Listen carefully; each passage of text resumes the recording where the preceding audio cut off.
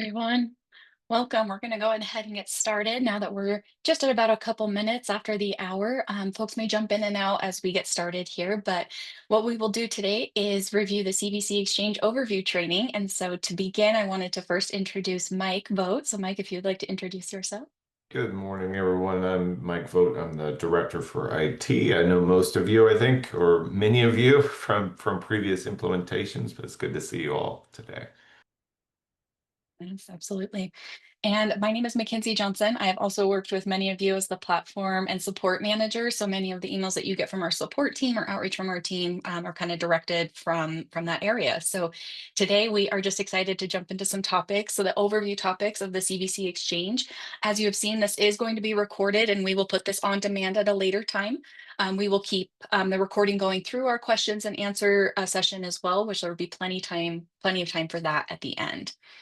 So with that, I will share my screen. We'll jump into our presentation, but please be sure to throw your questions into the chat, into the Q&A. Mike's going to assist with that throughout the presentation, but then we'll have plenty of time for questions at the end.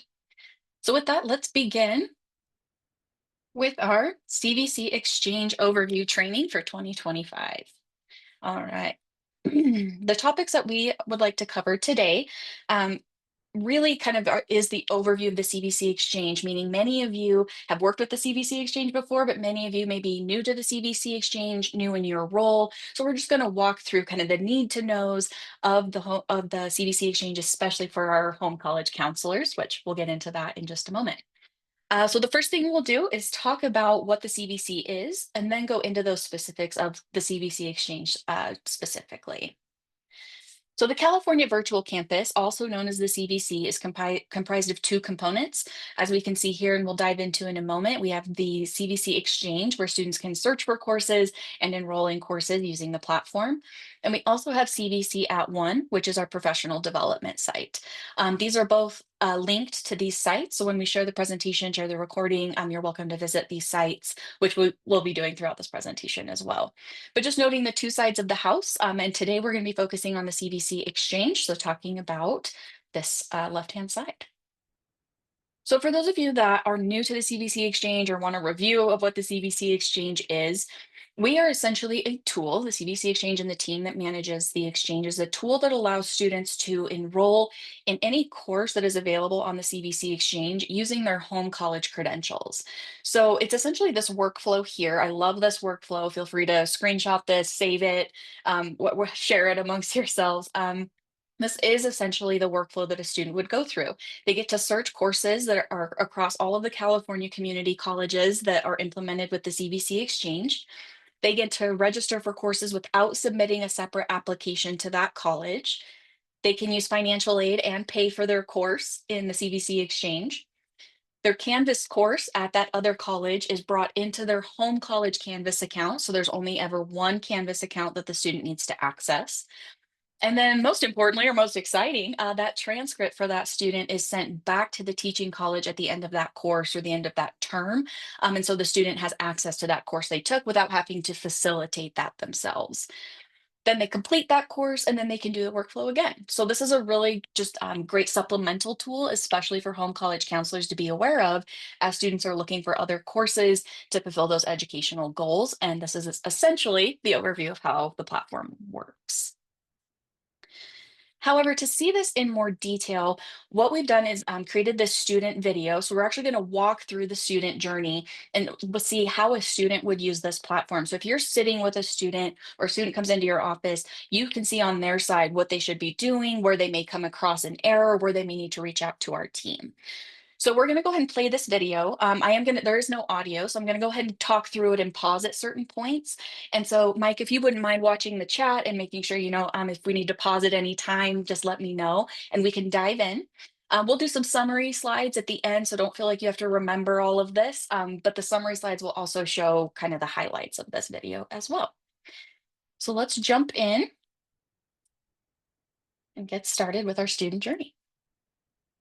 So to begin, we recommend that students do go to our site, cvc.edu. So that's highlighted here. This is our homepage. And the reason why we recommend that students start here is because of these amazing resources across the top. These are obviously available for our administrators as well, but this is where students can check their eligibility, read about our transcript process, read about financial aid, or most importantly, dive into our support resources. So student guides, FAQs, submitting a ticket, all of that can happen right from this main website.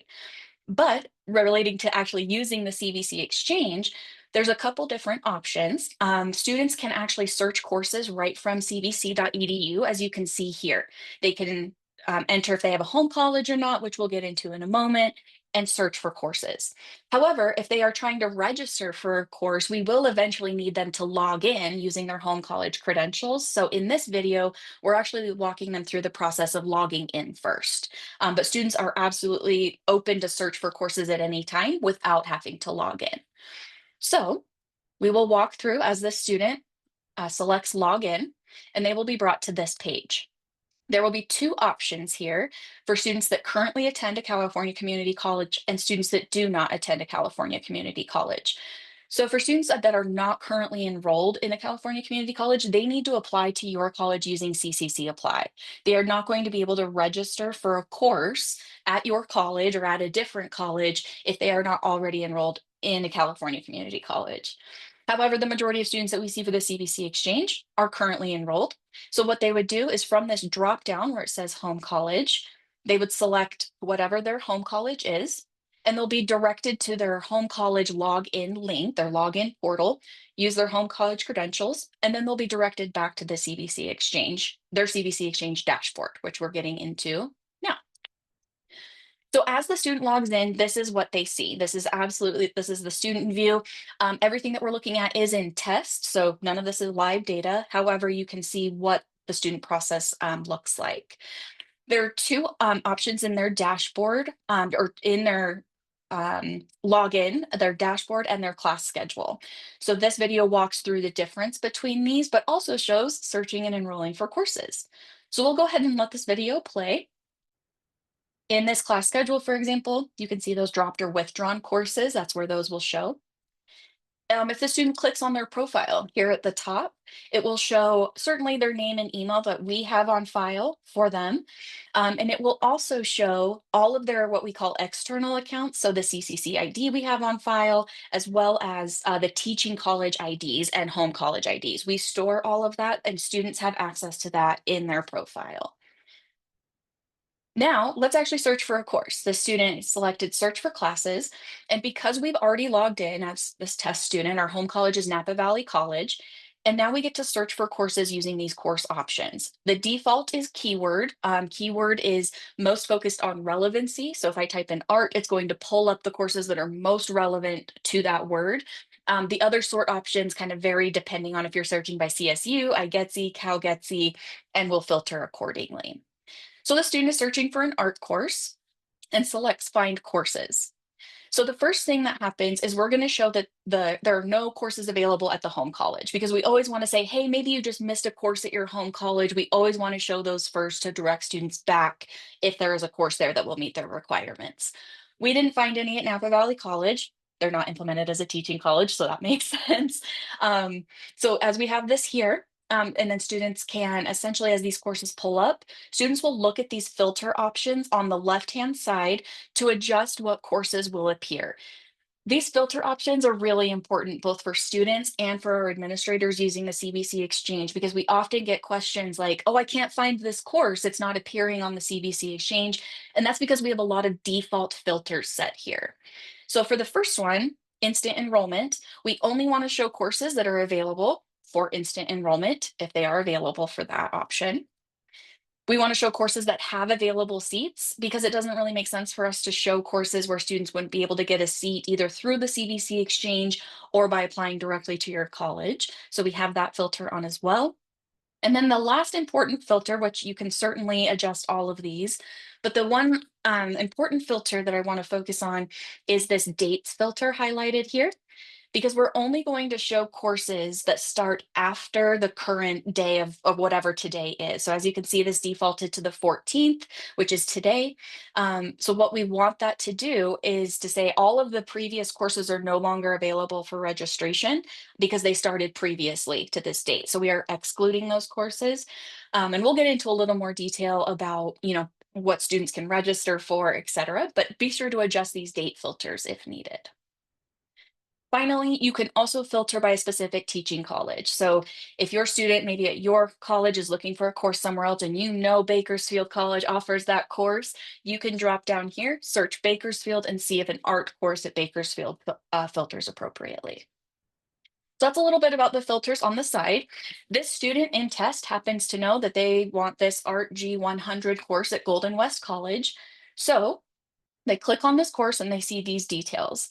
They get to see the name of the course description, and the tuition and fees, which are all going to be highlighted here in the video. They're also going to see transfer information, which is pulled from assist data. So we show that to the student once they're logged in. And then the specific section information. So what we showed above was the course, and now what we're showing are the sections that are available to actually register into. And so for fall 2025, this course started October 20th. So that's why we're still showing it. It hasn't been removed from the inventory in staging, where again, we're in staging.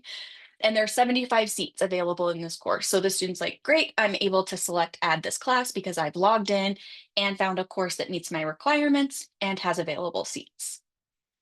So the student's going to select add class. And then they're going to read through each of these consents carefully. This allows us to essentially talk about prerequisites, talking about sending their transcripts, confirming their GPA. And the last one, we really, really want them to work with their home college counselor to talk about transferability. After selecting those and signing their name, this is what we call the enrollment form, the brief enrollment form or abbreviated enrollment record, where we're asking students to just verify information that we essentially kind of already have on file with the home college. And we're saying, hey, validate this for us or put this on file. We'll match those records and you'll be able to enroll in courses. As you can see, we just validated the address as a true address. We're gonna have them put in their date of birth. Of course, this is in test. And then we're going to ask them about their residency.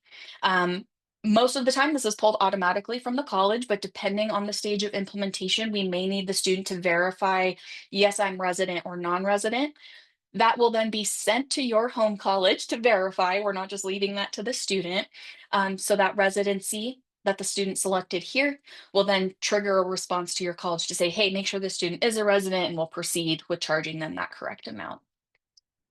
And then finally, we have a statement here to essentially remove students that are not eligible to use the CVC Exchange, which are high school students or dual enrollment students, students that are in adult ed, so still pursuing a high school equivalent, or our international or F1 visa students. So the student's selecting none of the above because they don't fit any of those categories, and then they're going to say submit.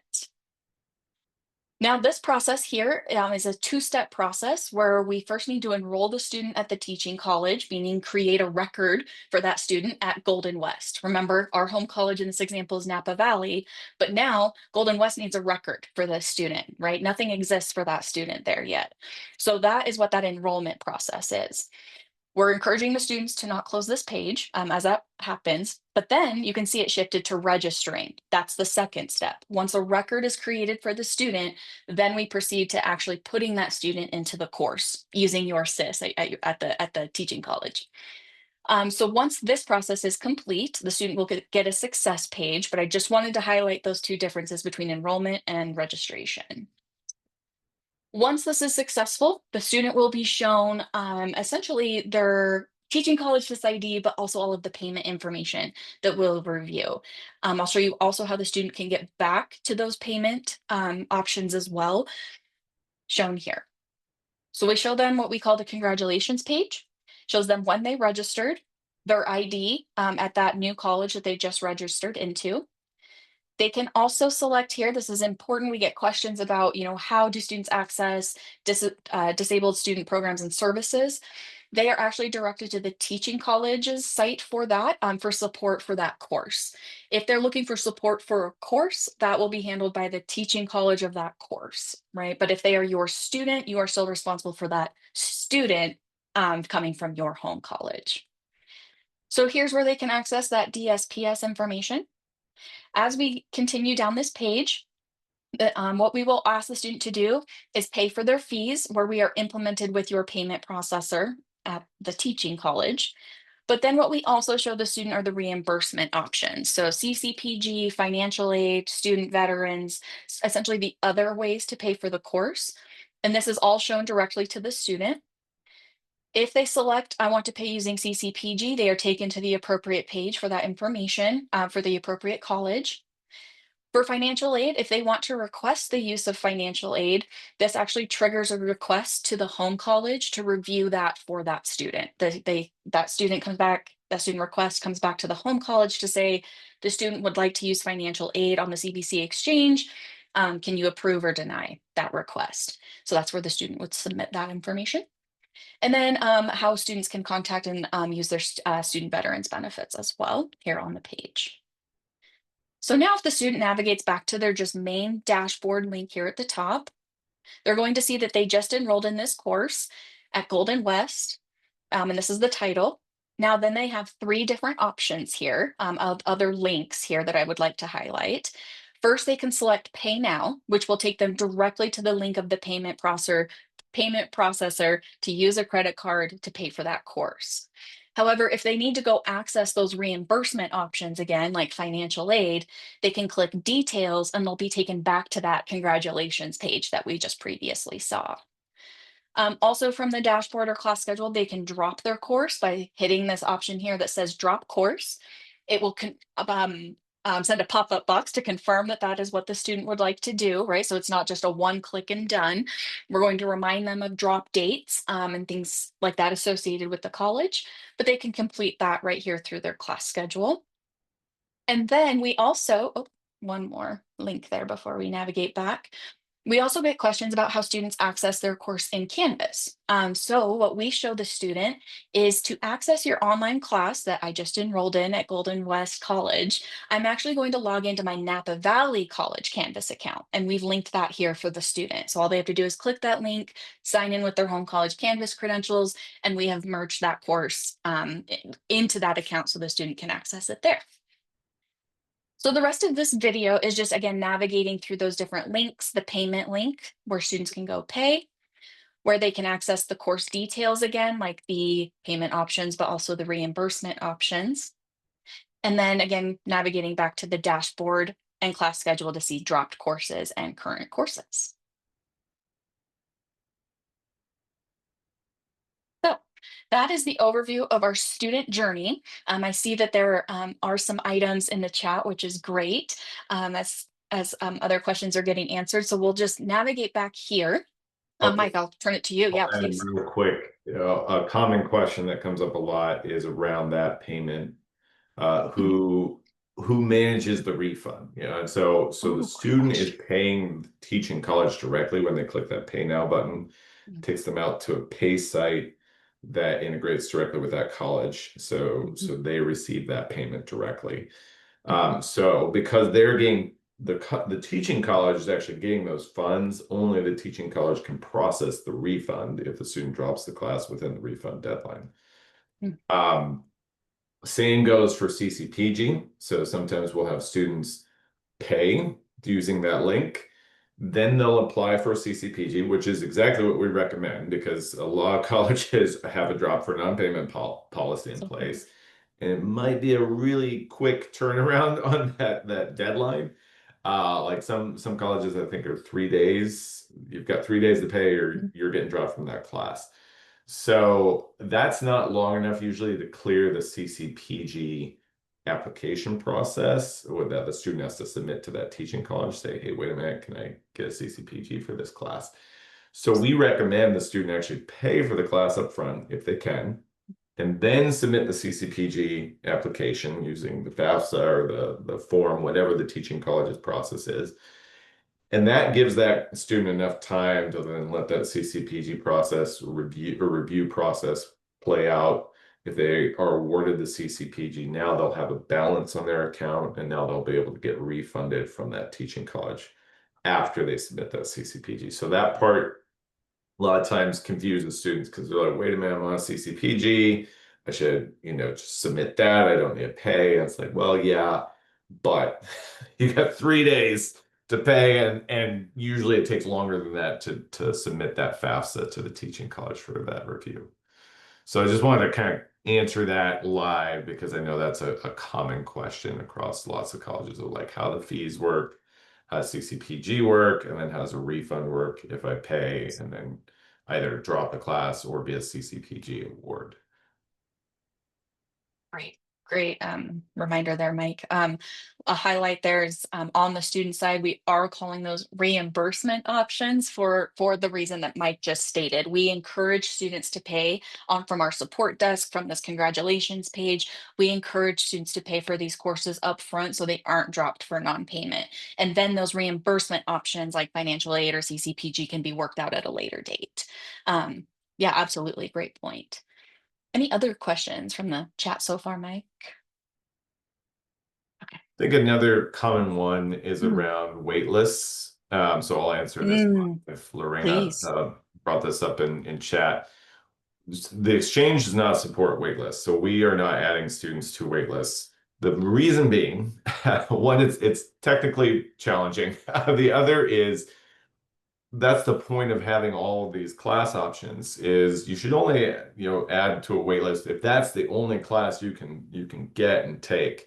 But we've got lots of other options usually, and so we're trying to get the student to an available seat as quickly as possible. So we don't add students to wait lists through the exchange, and there's really not a way for a student to do that unless they're applying directly to a college and getting admitted as a local student. So wait lists are not part of our functionality, and the same goes for add codes after a class starts, which is why we only show classes that have an upcoming start date because Mhm. we're not trying to get students in with an add code. We're trying to just find an open seat in an upcoming class.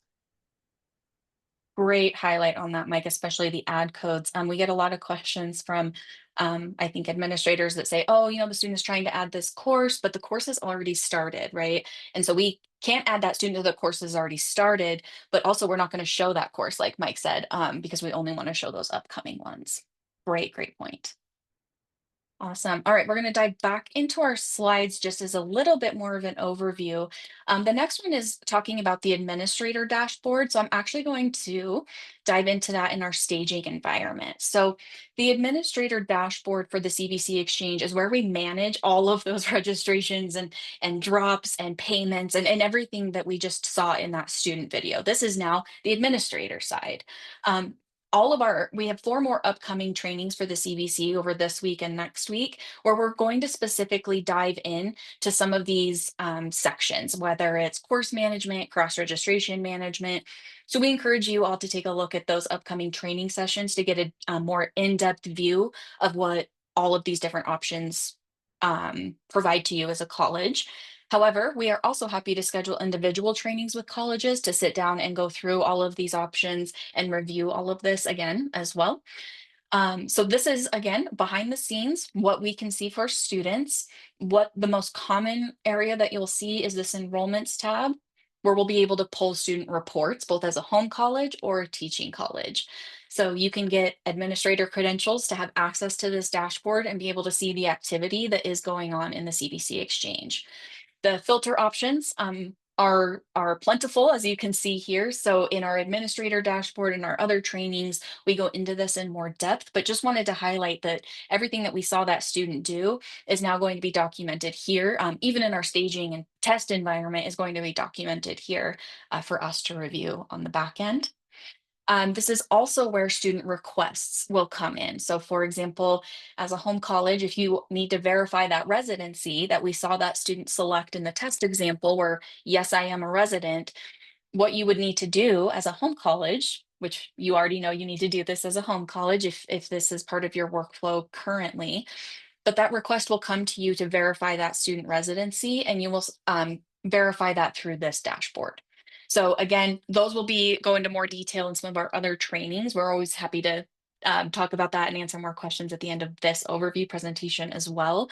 But just wanted to highlight that admin dashboard and why it's really important for us to have the updated people doing those roles. All right. Next, at a very high level view, we wanted to talk about the differences between the home college and the teaching college responsibilities or workflow. So we showed you what the student sees, we showed you where we manage that behind the scenes. And now we need to talk about kind of the differences. Okay, if you're a home college, here is what that workflow looks like. Here's what you're responsible for. And then also for our teaching colleges. So on this home college page, this is all documented on our technical documentation page here. So you can link out to that in the future once we send out these presentation materials. These are also links as well to different policies and processes. So even as we talk about these, you can always go out and link to learn more.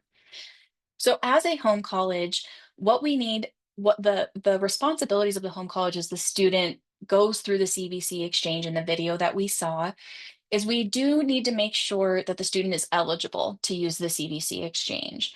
And on our website, if we link out to this, we very clearly explain to students who's eligible, what you need to do, and if you have questions, where to reach out. So this is really important to know as the home college before you recommend this as a resource to your students to know if they're actually eligible. For example, we have a handful of 16 17-year-old students that ask us to use the CVC exchange, but they must be 18 years old, right? So there are certain requirements here that are helpful to know as a home college, and we link that out there to review as well. Student residency, as I've mentioned a couple times, needs to be validated by the home college. And again, this is linked out. This is what we tell our students about student residency, and now they can update their student residency status on the CVC exchange if for some reason we don't have the correct status on file. But we are going to be deferring to you, the home college, to give us that answer of what you have on file for that student and to verify that for our platform. Financial aid, we saw that in the student video as well, where the student can request financial aid from the home college for whatever other course they're taking at a different teaching college, and then the home college reviews those requests. Now, there are a couple different ways that administrators can review this request.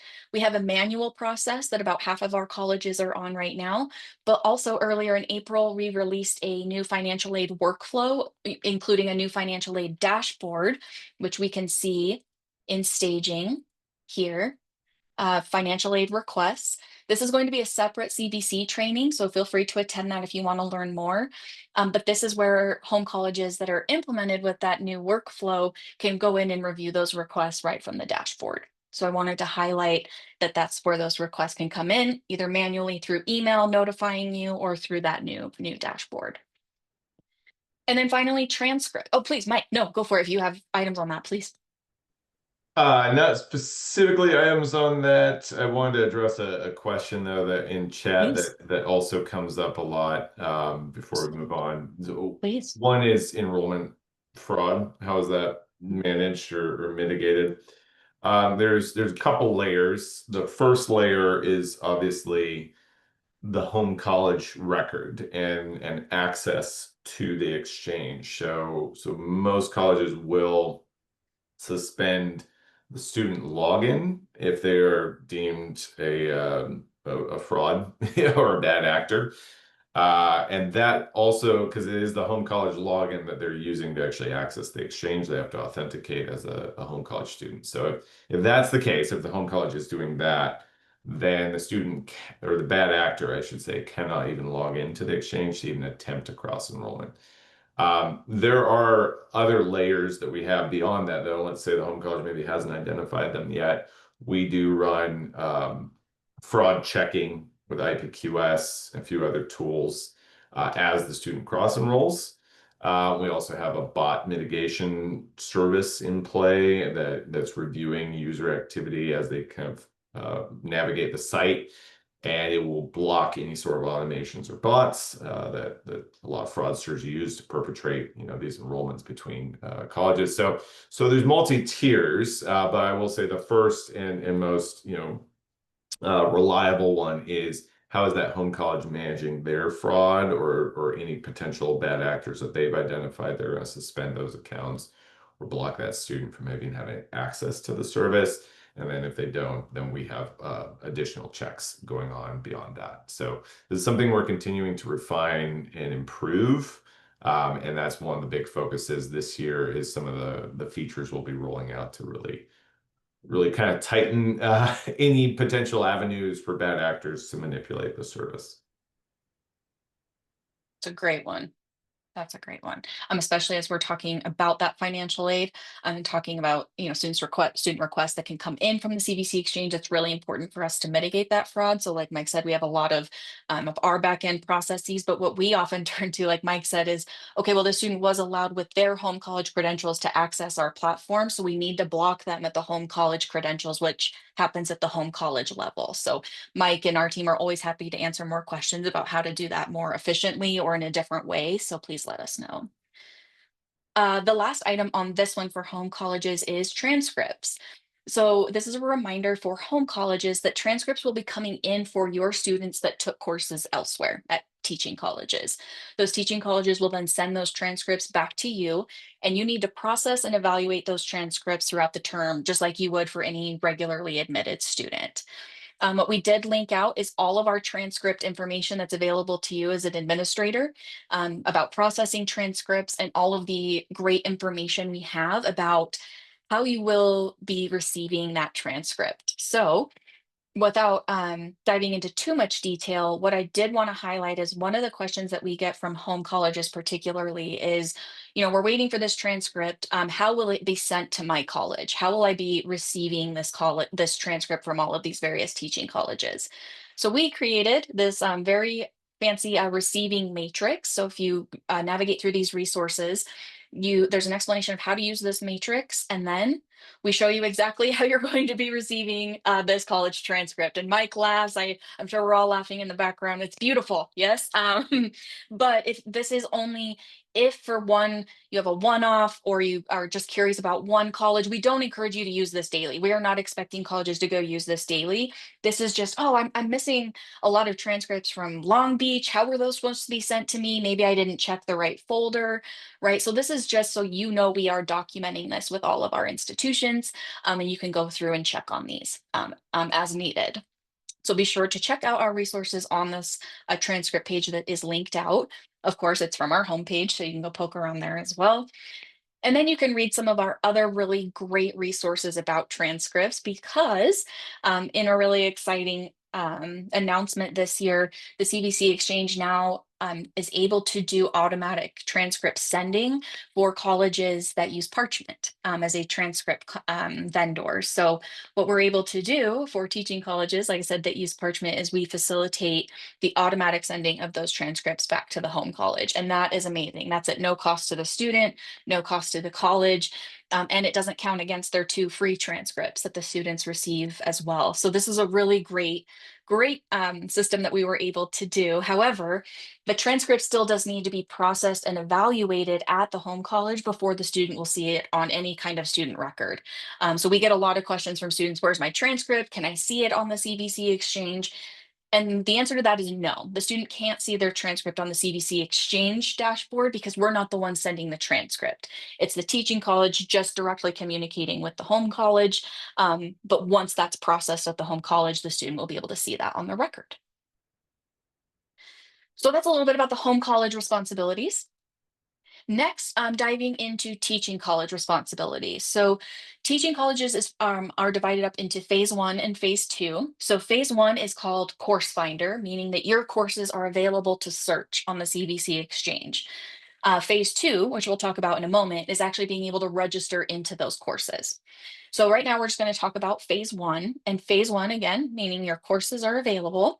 And what we need from your college are the ability to keep your admin dashboard accounts updated. So when we showed that admin dashboard, we need to make sure that the right people have the right admin accounts. So they receive the correct notifications when students have a residency request, when they are having a technical issue. So we just want to make sure those are continually updated. And then session management, term setup. We're going to go into this in more detail in other trainings this week and next week. But as a phase one teaching college, you do need to make sure that your term is set up in the admin dashboard each term to allow for courses to import on the correct dates. So we want to make sure that that was pretty clearly laid out just for our teaching colleges that they, even if all they have right now are their courses available, there are still some responsibilities through that admin dashboard that we're asking them to complete, in addition to the home college responsibilities, which we just reviewed here. And then for teaching college responsibilities for phase two, which is cross enrollment. So students are actually registering into courses at your college. These are the additional steps that would be needed. We won't go through all of these in detail. Mike already covered a couple of them. For example, refunds, CCPG. We talked about payment and Canvas access. But a few other things that are needed, for example, setting up tuition in the admin dashboard so students are charged the correct fees for the courses, your courses that are now showing on the exchange. And then transcripts is a little bit different now as a teaching college because you are responsible for sending those transcripts back to the home college. If you're a Parchment client, that will happen automatically for your CVC Exchange students.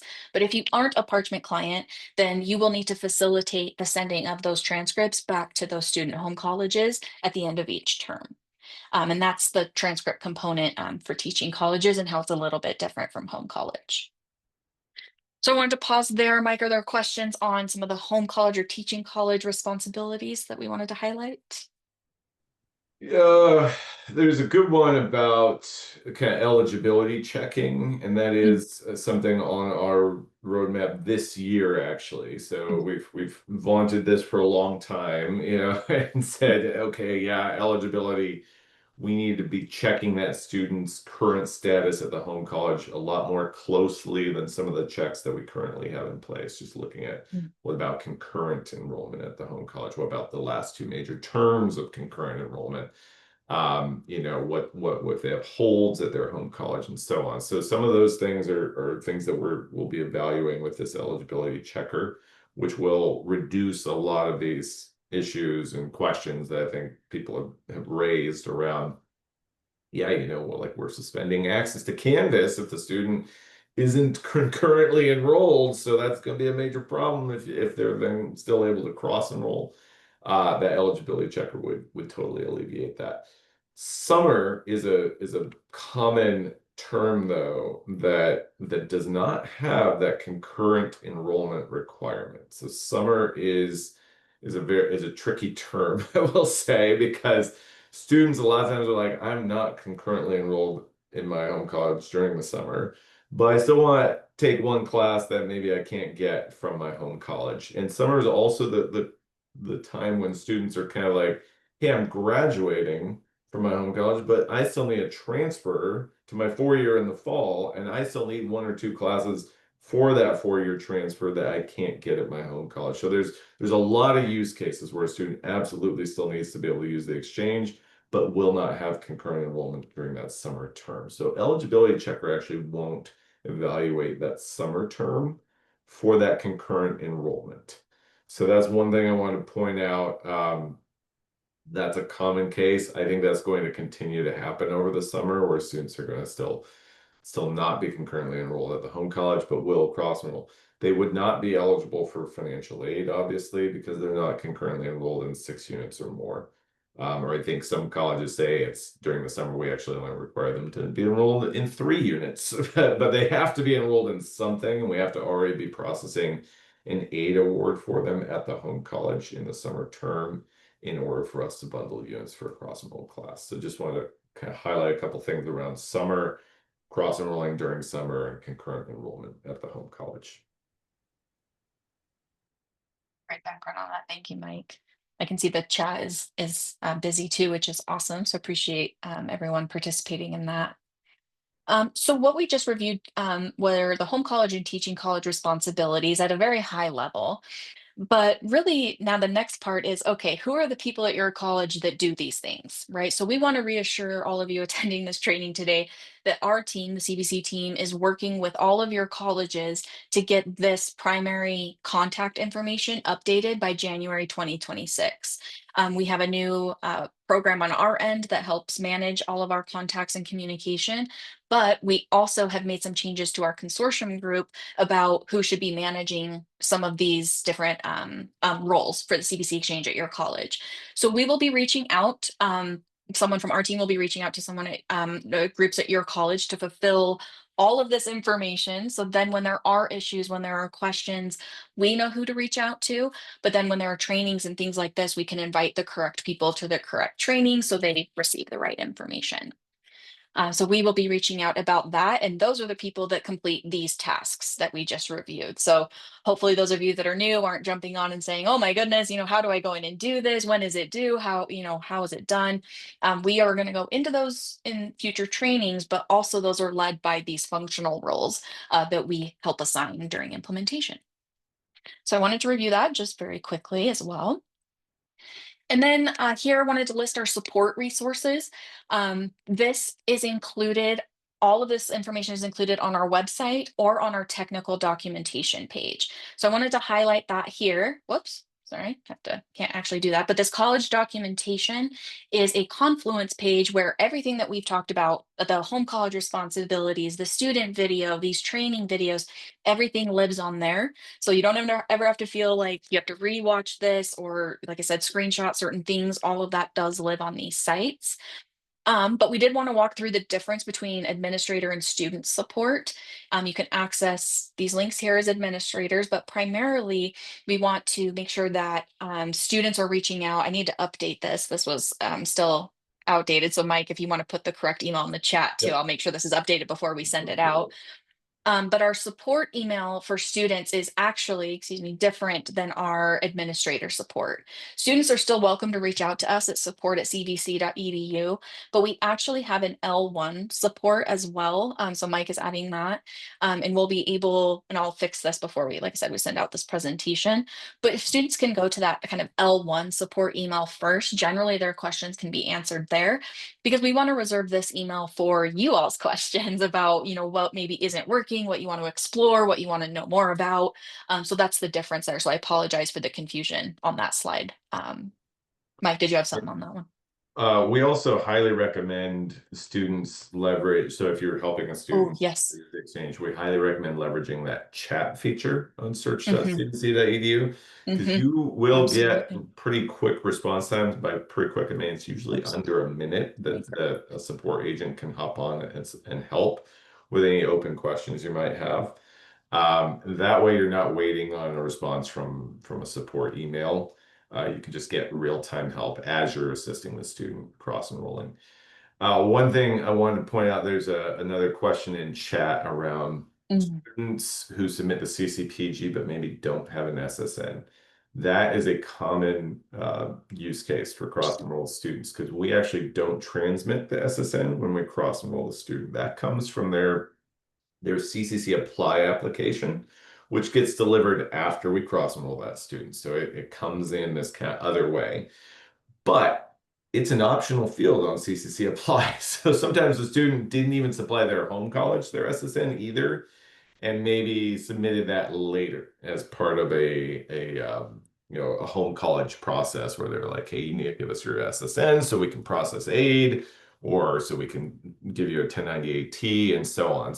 But it was not on their original home college application. If that's the case, then the teaching college actually doesn't have an SSN for that student. So we see a lot of that lack of SSN can lead to a more challenging way processing the CCPG, because if the teaching college is requiring a FAFSA submission for a CCPG award and the student doesn't have an SSN, that's the primary matching criteria for that FAFSA.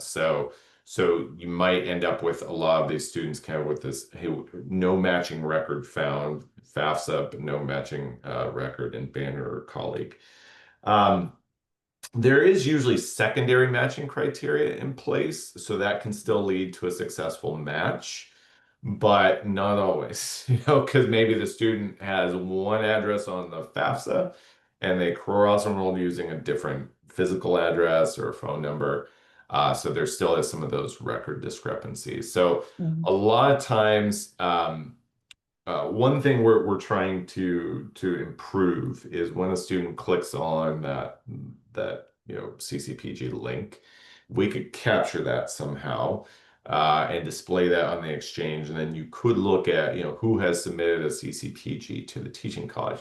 Problem is, once they go out to FAFSA, we lose all track of did they actually submit the FAFSA. So we might end up flagging a lot of students who clicked the link and never submitted the FAFSA. And so that could be a not maybe a not so helpful stat, which is why we don't currently track that on the exchange. But it is something we've looked at. So this is kind of one of those issues where it's like, how do you better support the teaching college um, with managing these workflows while still without having kind of this really granular tracking on a student or kind of following them through, because we've got all these different systems that are integrated, but we don't always have the best insight into those other services like FAFSA submissions. So that's a great point though from the chat, and we'll take that to our next product discussion around how do we better support that use case. I've submitted a FAFSA, but I didn't have an SSN on my original application. So now how does that teaching college match up my record? So thanks for highlighting that. That's great. Mike also brought up a really great point that I just is a link here, but I wanted to highlight for everyone. Again, if you are on our homepage and you click support, you're migrated to our support homepage here, and there are a lot of help articles and documents and FAQs that are both for students and admins. So highly encourage you all to check that out. All of this information again is also on our website and on our Confluence page that's linked as well, but always feel free to check out these support resources.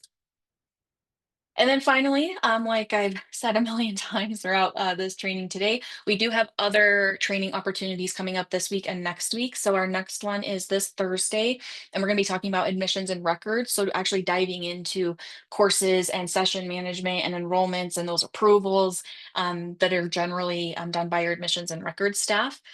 And then we have administrative processes where we're going to be talking mostly about account management and then payments. So, like tuition payments and everything involved with that on the CVC Exchange. So, that would be a great one to attend if you are involved in those processes. Financial aid is separate because, again, we have that new financial aid dashboard. So, we're going to be diving into what that looks like and how to manage that and how to get your college set up on that dashboard if that's something you're interested in. And then transcripts. So really, again, diving into those transcripts resources that we briefly showed today during the overview training, and then talking about what that means as a home college and a teaching college, and answering any questions related to those topics. So we are right at about 10 minutes here. So we have plenty of time for questions, but then can also do any follow-up. So I'm gonna open the chat here as well. But Mike, is there anything from the chat, or welcome Andrea as well? Anything that you all want to address from the chat?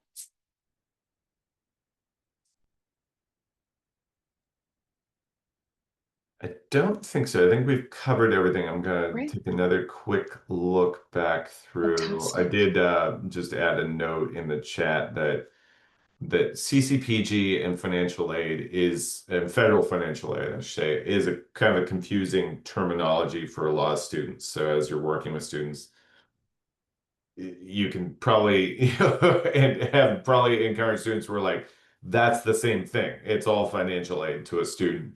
But in this case, it's different for exchange students because it's different institutions processing that type of aid. So the teaching college processes the CCPG aid, which is just the waiver of the enrollment fee. The home college processes the federal financial aid request, or Pell. And so that's why those are split out on the exchange, and the student has to submit those requests separately because they go to different institutions. And that's also why they're flagged differently on the exchange. We'll flag the home college federal financial aid request, but the CCPG, as I noted, is not, we're not tracking that of who's requested CCPG anywhere on the exchange currently. So hopefully that helps clarify things, because a lot of times the students are kind of like, what are you talking about? It's all the same thing. And in the CCPG, I think one thing we've tried to streamline there was, is there a way that we could just process that CCPG at the teaching college automatically if the student has it at the home college. And that, a lot of people are saying, yeah, I'm imagining that most of you are nodding your head yes right now because that makes the most sense, right? The student has a CCPG at the home college, just go ahead and give them one at the teaching college. Mhm. There's two issues with doing that, which is why we haven't. So I just wanted to share that here. One is that colleges do have different thresholds for CCPG. So sometimes you might qualify at the home college, not qualify at the teaching college, or you might actually qualify at the teaching college, but not the home college. So most often, students should qualify at both places, the vast majority of students, but it is occasionally the students right at one of those thresholds. They might not automatically qualify at the other institution. The second is the information the teaching college needs in order to process CCPG. That is best supplied from a FAFSA. We would have to transmit all those data elements over to the teaching college. I think most teaching college FAFSA people or financial aid people on the call right now are probably like, don't do that. And do not mess with that process. Don't start pushing data into those fields. Please just send us the FAFSA. So that's why we're not doing that automatically. If we did, one thing we've talked about doing is can we at least flag students who have a CCPG at the home college so that we can tell them when they cross enroll, hey, you're qualified at your home college, you've got CCPG. Don't forget, you need to go apply at the teaching college for in order to get that CCPG there.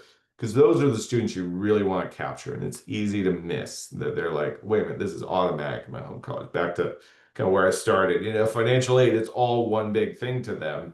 And so they're like, if I click this, I want to request federal financial aid. They're probably a lot of them thinking, oh, that also includes the promise grant. So, except it doesn't.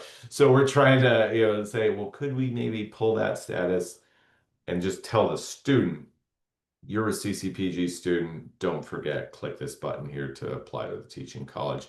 And then that would also help us maybe flag them better on the exchange so that you could be aware of who were all the students who did have a CCPG, at least coming from the home college, and click that button to the teaching college. Still doesn't guarantee they submitted FAFSA, but could give you a better insight into, oh yeah, I had a FAFSA from this student without an SSN, but now I found them on the exchange using that indicator, so I can go ahead and process aid for them. So those are some of the things we've kind of tossed around CCPG, and hopefully we'll be able to roll out in the near future just to better support those students. That's great. Thank you, Mike, for that background. We'll also review those same concepts again in our financial aid presentation as well. We'll be reviewing the dashboard, but then we'll also review these topics because I think that's really important to review multiple times. The differences and the questions that students have when using the exchange, and then having financial aid, getting a transcript, some of those external processes. So absolutely, great questions.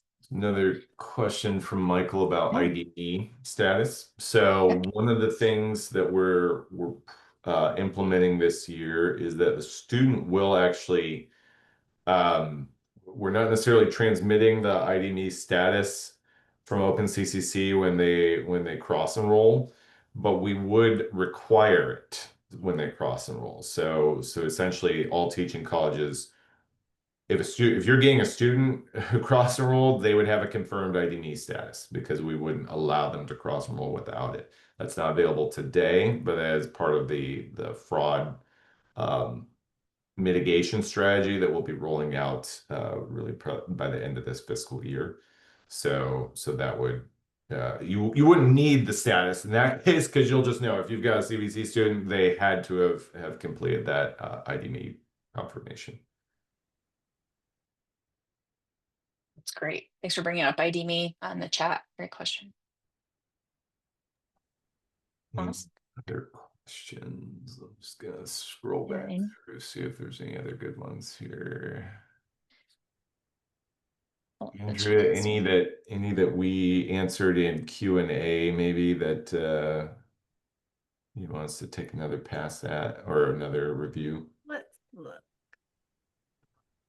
I think it's Lorena. Just point out a general that typically if anything has to do with the class the student is taking, so an academic policy or procedure or a service, that the student always follows the teaching college's procedures or processes. So again, if they want to take a class pass, no pass, petition a grade, they follow the teaching college's processes. If they need tutoring for that class, they can take the tutoring at the teaching college. So we always say if something is attached to that class, they follow the teaching college. If it is something typically our rule of thumb is a student should never be meeting with the teaching college's counseling department, because that is really attached to your status as a student at the home college. So you should always meet with your home college counselor to discuss your ed plan. So um, again, always reach out to support@cvc.edu and we'll answer your question. But as a general rule of thumb, that's how we encourage you to think about things. That is a great, great reminder. Thank you, Andrea, for that. I'm going to throw this up here as well. Yeah, support at cvc.edu. Reach out to us at any time with questions about what we reviewed today, where your college is in your implementation status, what you have left to do, what are your tasks, who are your contacts. If you have questions like that, we're available to help and assist. So please let us know.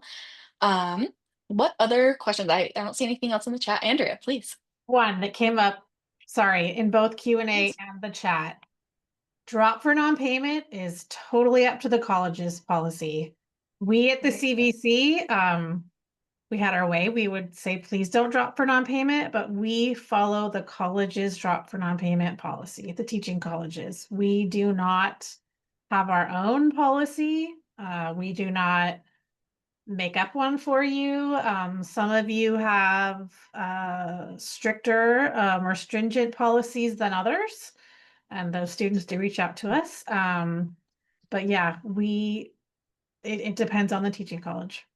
That was a big. That's a great point. Thank you, Andrew. And for reminding of the different dates that colleges have different dates. So we can't even say, oh, there's a 3-day drop for non-payment policy for the exchange, because some colleges don't. So if students are getting dropped, that is why we're referring back to our student video. We encourage students to pay right away. We don't often know. Some colleges have turned off that policy. Some colleges are turning it back on. So we just want to make sure that we're being really clear with the student that they are paying upfront if possible. Great And reminder. I think Michael is asking us a question. In Mm. the student's welcome letter, I don't know if I could say all, but 99% of you have a link to your drop for non-payment policy. So instead of putting the date in, because you may change it, like Mackenzie said, Mhm. I've been in the system for a long time. There are some years where everyone has a DNP and other years where everyone lets it go. So we encourage you to Right. have a link, and that's in the welcome letter, and the student, when they enroll, knows, oh, I should go click this link and see when I need to pay for my class. And our team is working on updating those welcome letters with your colleges. So again, those contacts that we mentioned previously, we'll be working with our team to make sure those welcome letters have the absolute updated information. So yes, great point, Andrea. There's a Mike, yes, couple I wanted to address real quick rapid please. fire because I know we're at time. Please. Mitchell asked about how about drop for non-attendance. Almost all colleges have a drop for non-attendance policy. So those policies stand. We don't currently post those anywhere. Same for do not or drop for non-payment. But most teaching colleges do have that. So if the student isn't in there within the first, day or several days, they do get dropped by the teaching college. Barbara brought up a question around the San Diego and SDSU specifically, but service area. So, Barbara, I did reach out to their admissions team at SDSU last week to inquire about getting tag eligibility or tag processing for CVC so that that could be identified on the tag form. So I'm still waiting to hear back. I'm following up with them. And we do have a filter finally coming out this year where you can actually search by the service area. And so for your students, you would be able to advise them, say, yes, use CVC, but always use this filter where you can just say, I want to transfer to SDSU and only show me classes that are transferable or would not violate my eligibility to SDSU and so on. So, and that would go for all the California service areas that are impacted. Michael, last question. Is there a place for teacher colleagues to display their policy on the CVC platform? Not currently, but as Andrea mentioned, the welcome letter, that's usually included in that welcome letter when the student cross enrolls, they get that email. The Mhm. filter will be in effect, I believe, Q4, which will be starting probably in April, is what we're targeting currently. That might get pushed back, but we'll make that announcement in consortium when it's ready. Wow, what great questions. These were phenomenal questions. The chat was super involved. We appreciate all of that. We also want to respect your time. We're right at the hour here. So we are going to go ahead and end this training and end the recording. However, with the note that please reach out to us at support@cvc.edu. If you want an additional college training, more information, please reach out to us. We'd be happy to help. Thank you all so much for attending. We appreciate your engagement. We'll post the recording and training materials here in the next couple weeks. Thank you.